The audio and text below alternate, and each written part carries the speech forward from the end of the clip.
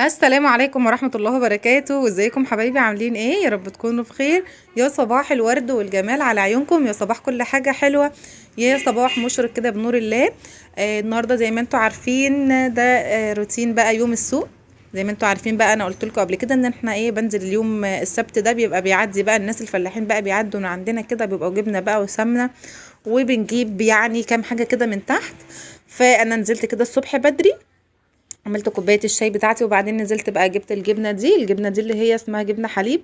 انا جبتها كان جبت ب20 جنيه كده وحطيتهم في العلبه دي. وما جبتش غير رطل واحد بس من السمنه، لان ما كانش معدي بصراحه، هي غاليه الايام دي خالص، وكمان غاليه وهي مش موجوده يعني كتير. تمام. جبت الجبنه، هقول لكم سعرها، جبتها كان الستة منها، قصدي الخمسة ب10 جنيه. فانا جبت ب20 جنيه، يعني جبت 10 قطع، وجبت رطل السمنة ده ب55 جنيه.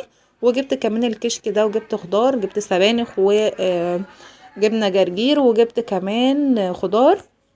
والكشك ده جبت برضو كان ب20 جنيه. النهاردة بقى قلت بمناسبة الكشك كده نعمل نعمل الكشك الصعيدي. تمام. انا كان نفسي فيه يعني بقالي اسبوع كده ولا حاجة نفسي فيه، بس ما كانش عندي. فاول ما لقيت بقى الست معاها، رحت خدت بقى منها وقلت نعمل النهارده الكشك ونشاركه معاكم ان شاء الله. وانا قبل كده كنت عاملاه على القناه بتاعتي، بس نعمله تاني مع بعض كده في الروتين علشان اللي ما شافش الفيديو يشوفه.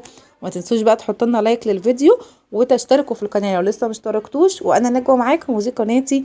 يلا حطي لايك للفيديو واشتركي في القناه، وسيبي لي كومنت جميل منك. اول حاجه كده عملنا نقول بسم الله. قلت بقى جبت عندي زي ما انتوا شفتوا معايا انا مسويه اللحمه، زي ما احنا متعودين بسوي اللحمه واسيبها لحد ما ابتدي اشتغل في الاكل بتاعي. تمام. انا بقى جبت جبت عندي حله كده، عليها معلقتين من الزبده، على معلقه كده من الزيت، وحطيتها على النار. وقطعت بصلايه علشان نعمل الكشك بتاعنا. ده الكشك انا بعمله بالطريقه دي. في ناس بتعمله الكشك اللي هو الابيض شويه، وفي يعني بصوا ليه كذا ليه كذا حاجة. بس ده الكشك اللي انا بعمله، ده الكشك الصعيدي. تمام. هعمل كده زي ما انتوا شايفين. جبت بقى بصلتين حلوين، لان انا هاخد من البصل ده، هاخد منه كده شوية هركنهم على جنب للتزيين. فانا عملت عشان كده عملت بصلتين، فاهميني؟ عملت بقى البصلة كده معايا، هتبلها بس بشوية بهارات لحمة، وشوية من الملح، وشوية فلفل اسمر، بس كده هتبلهم بس عشان البصل. بحب ادي البصلية التتبيلة برضو زي الطماطم وكده. تمام. هقلب بقى كويس جدا، وانا عايزه البصلايه بتاعتي تبقى لونها احمر، يعني هحمرها كده شويه علشان زي ما قلت لكم هاخد منها للتزيين. تمام. تمام. يلا بقى بصوا هعمل هاخد شويه اهو زي ما انتم شايفين كده، خدت منها شويه. وبعدين هنزل عندي بالطماطم. بس خليكي سريعه قوي في الخطوه دي، علشان البصلايه ما تتحرقش منك. نزلت بقى عندي بالطماطم كده اهو. انا نزلت بالشويه دول، وكمان عندي الطبق اللي ورا ده فيه طماطم صلصه يعني متسبكه، هنزل برضو بيهم. واحط بقى التوابل بتاعتي. حطيت حطيت ملح وفلفل اسمر وشويه كزبره وشويه كمون بس، وطبعا البابريكا. هقلب بقى كله كويس، واحط الملح بتاعي، وهسيبها تتسبك بقى مع نفسها خالص. وكمان انا قبل ما اعمل الصلصه زي ما انتوا شفتوا معايا، سبت الكشك بتاعي يتعمل يتبل في الميه كده لحد ما ما يطرى خالص. تمام. هغطي بقى على الحله بتاعتي، وهنبتدي بقى بصوا انا غطيت الحله وسبتها تتسبك براحتها. وبعدين رحت بقى عملت شويه مكرونه للولاد، مكرونه كده محمره، علشان انا عندي الولاد انا عارفه ان هم مش هياكلوا الكشك. فانا قلت هعمل جنبه كده مكرونه، بحيث ان هم ما كلوش الكشك ياكلوا معايا المكرونه.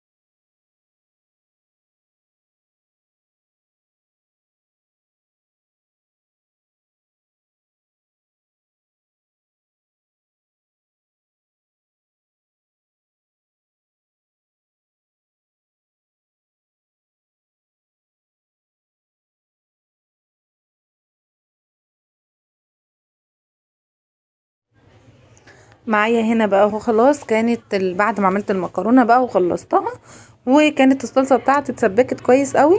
فرحت بقى ايه، جيت جايبه بقى الكشك بتاعي بوريهولك اهو، ان هو خلاص كان طري جدا وفك كله من بعضه وبقى حلو جدا.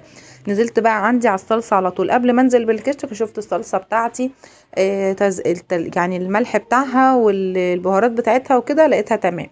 نزلت بقى بالكشك عندي، وهزود كده ايه كام حبة كده من الشوربة، يعني كام كبشة كده من الشوربة، علشان هو انا عايزة في الوقت اللي هو هيغلي فيه ده يبقى قوامه خفيف، لان انا لسه هعمل له الدقيق بتاعه علشان يربط معايا القوام. تمام. هنقلب بقى كده كويس وهسيبه براحته خالص يغلي بقى مع نفسه. وزي ما انتم شايفين كده اهو ابتدى يديني اللون الحلو ده. هسيبه بقى يغلي مع نفسه، وبعدين هرجع نعمل له بقى اللي هي الخلطة بتاعته بتاعة الدقيق، علشان يعني ايه قوامه يبقى تقيل. في ناس ما بتعملش الخطوة دي، بس انا بحب اعملها، بتديله برضو طعم، والدقيق بيديله طعم حلو. تمام. انا هحط معلقة عندي واحدة بس من الدقيق على نص كوباية من اللبن. عايزة تستغني عن اللبن وتخليه مية، تمام. عايزة تزودي الدقيق برضو تمام، بس انا عايزة قوامه يبقى خفيف، مش عايزاه تقيل، ولا عايزاه اللي هو ايه تحسي ان كتلة كده على بعضه، لا. تمام. انا قلبت بقى الدقيق بتاعي كويس كده، هتقلبيه كويس جدا علشان ما يعملش اي تكتلات معاكي. وبعدين عندي الكشك اهو بيغلي زي ما انتوا شايفين. هو انا عندي الكشك يعني قوامه حلو مش خفيف، فعشان كده انا مش هزود له دقيق كتير. نزلت بقى بالدقيق واللبن عندي كله، وهبتدي بقى ان انا اقلب كده، واول ما هيربط معايا هطفي عليه على طول، مش هسيبه على النار علشان ما يتقلش اكتر من كده، لان هو لما بيقعد اساسا بيتقل. تمام كده زي الفل قوي كده اهو. ده القوام بتاعنا. عايزه اقول لكم انه كان يا بنات والله خطير، كان طعمه حلو جدا جدا جدا. جربوه والله حلو قوي. اللي ما جربش الكشك بالطريقه دي لا جربوها هيعجب. كل مش بيعرف يعمله بقى، دي طريقه سهله جدا اهو اللي انت تعمليه، وما تحتاجيش بقى لحد. تمام كده خلاص طفينا بقى عليه. وادي اللحمه عندي استوت، وادي عندي المكرونه بتاعه الولاد برضو استوت. بصي بقى في ناس بتحط اللحمه في وسط الكيش كده، عايزه تعملي الخطوه دي تمام، مش عايزه براحتك. انا سبكت كده اللحمه مع نفسها وحمرتها كده في بصل وطماطم. زي ما انتم شايفين بقى طبق الكشك حكايه من غير اي حاجه ومن غير اي تزيين، هو شكله وطعمه يفتح النفس. هنزين كده بقى بالبصله بتاعتنا اللي احنا عملناها في الاول، وهيبقى ده شكل الايه الطبق بتاعنا. تمام. عايزه بقى تحطي مع الكشك وانتي يعني في الاطباق كده، كسري كده شويه من اللي هو العيش الناشف اللي هو زي الرقاق ده، اللي هو اسمه عندنا احنا اسمه بالتاو. كسري منه كده شويه وحطيهم برضو في الايه في الكشك، وهيبقى برضو طعمه حلو جدا. تمام. ده كده طبق الكشك بتاعنا. وبعد بقى ما اتغدينا قلنا عايزين نعمل حاجه حلوه. انا كان عندي لبن، كنت شاريه ايه من ناس جنبنا، شريت علبه كده ايه العلبه تقريبا كانت 3 كيلو، فاستخدمت منها لان احنا عملنا منها قهوه، وعملت منها نسكافيه ومش عارفه ايه، واتبقى عندي. فقلت هنعمل بقى ايه، الولاد عايزين ياكلوا حاجه حلوه، فقلت هعمل لهم رز بلبن. جبت بقى كده عندي قد مثلا ربع كيلو رز، او يعني ربع وشويه مثلا على ال2 كيلو لبن اللي عندي هعملهم. حطيت الرز في شوية مية يغلي. انا هعمله بالطريقة العادية جدا واسهل طريقة ممكن تتخيلوها. هو حطيته في شوية مية غلي ودخل في السوا كده، وطبعا مهدية عليه عشان ما يلزقش في الحلة. ونزلت عليه عندي باللبن بتاعي على طول. اللبن بتاعي بقى اسيبه يغلي معايا لحد ما يكمل سواه برضو في اللبن. لما بيكمل سواه في اللبن بيبقى حلو جدا. تمام. كمل كده سوا في اللبن اهو. حط بقى السكر بتاعك، تحطي كوبايه مثلا كوبايه سكر، وطبعا ده على حسب رغبتك انتي، على حسب ما بتحبي الحاجه محليه ولا لا. تمام. جيت بقى بعد ما حطيت السكر قلبنا بقى كده كويس، وهنزل عندي بكيسين من الفانيليا. مش هنزل بقى ولا بكريم شانتيه ولا بقشطه ولا باي حاجه، انا حاطه عندي اللبن بالقشطه بتاعته. بصراحه الست اللي انا جايبه منها اللبن بتاعها كله سمنه كده من فوق، يعني حلو جدا، وكله كامل الدسم كده، والقشطه بتاعته كانت ليها طبقه كبيره كده. انا حطيته بقى زي ما هو، فمش هحتاج ان انا احط ايه مش هحتاج ان انا احط قشطه. تمام كده. حطينا بقى السكر وحطيت الفانيليا. هبتدي بقى ان انا احط ايه، طبعا وانا بقلب كده الكاميرا بس فصلت مني، انا حطيت معلقتين من النشا صغيرين وقلبتهم وحطيتهم عليه. زي ما انتم شايفين القوام بتاعه حلو جدا اهو. وحطيت بقى ايه كام حته كده من السمنه البلدي، الزبده البلدي يعني، سمنه بلدي اللي احنا جبناها مع بعض الصبح، هي دي خدت منها كده ايه كام حته كده على المعلقه وحطيتها على الوش، بتديله طعم حلو جدا وريحه بقى ما اقولكوش. بس كده اسهل رز بلبن تعمليه، الرز بقى اللي يعني امهاتنا كانت بتعمله، وسهل جدا، مش محتاج مش محتاج يعني اي كريمات ولا اي قشطه ولا اي حاجه، سهل جدا وبيطلع معاكي طعمه تحفه.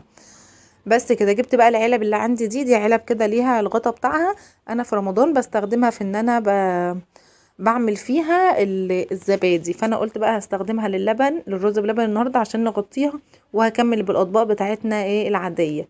برضو عندي الاطباق اللي هي كانت طالعه السنه اللي فاتت ترند دي، كانت حلوه جدا برضو، كنت جايباها، هي اللي هي المربعه دي حلوه قوي، استخدمتها برضو. وهستخدم بقى هحط الكميه كلها عندي في الاطباق وهحطها في التلاجة، ما تسيبهوش زي ما هو كده في الحله وتاخدي منه، هيبقى تقيل وهتلاقيه عمل معاكي كتله كده، مش هيبقى حلو خالص. تمام.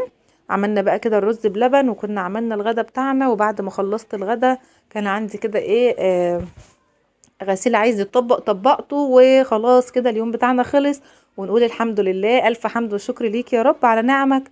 ويلا بقى اسيبكم في رعاية الله، ما تنسوش تحطوا لنا لايك للفيديو واشتراك للقناة، ويا رب قناتي تعجبكم، واسيبكم في رعاية الله.